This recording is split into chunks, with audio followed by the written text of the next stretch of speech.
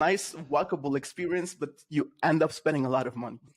It's the city of good life, you could say, and like I said already, it's what we call a pocket-sized metropole, very walkable, and you can do a lot of things. If you want to experience the city fully, you can walk from the central station to the center of the city, go to the north at Eilandje with at Maas as one of the nice things, but also Red Star Line Museum. When you go to the south, you can go to our Museum of Fine Arts at KMSKA, or at MUCA, Museum of Contemporary Art.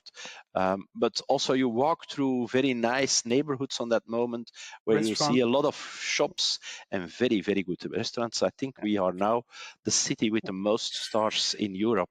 So very good food. it's from let's say from on the bar crook where you're sitting on in a very old brown cafe to the star dinner in the Jane or in Zilte. You always have good food in Antwerp. So if you come too much, you will gain some weight. But it's really, I can only say Antwerp is the city of good life in a very broad way. And everybody is, of course, welcome. Yeah, exactly. That's a nice way to explain Antwerp, a city of good life, good food, and good infrastructure and history. To close this podcast, I wanted to know what the future of Antwerp holds in terms of mobility and tourism. Do you have any big plans or big events happening in Antwerp soon? There are continuously big events, of course, but we're working on, for instance, now the Giants of Royal Deluxe are coming to the city this summer. That's always a very big experience for a lot of people in the city because they're walking around and they are everywhere in the city.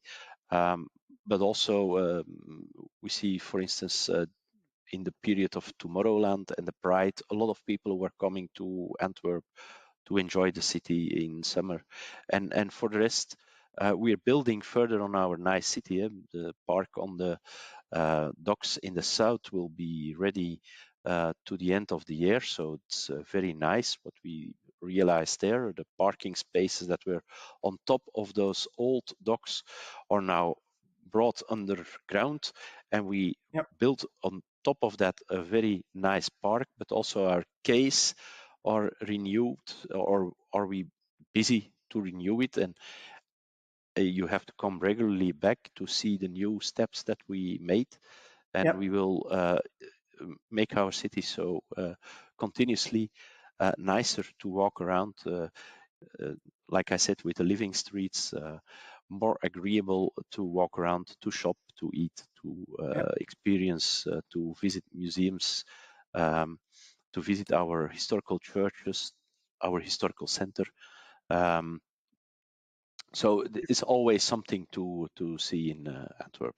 Yeah, and actually, I think with the 2024 Paris Olympic coming up, I think many tourists all over the world might get bored in Paris after a few days without having electric scooters, and they might come to Antwerp and Brussels. That's very easy. Using the Thalys, you're immediately in the city center in the nicest central station, the nicest station in the world. Yeah, they have great waffles as well, actually. Yeah. Also, yeah. It's all about food. So, Vice Mayor Koen Kennis, thank you very much for joining me on this podcast on the early days of shared micromobility, to give your insights about the shared mobility in your city, what you have done these past few days, about the future. It was a very pleasant discussion. I'm happy that you were able to find time to share your insight, and I think the listeners will also appreciate this. So thank you very much for coming on the Early Days podcast. Thank you. Thank you, Konstantin, and good day further. Thank you very much. Goodbye.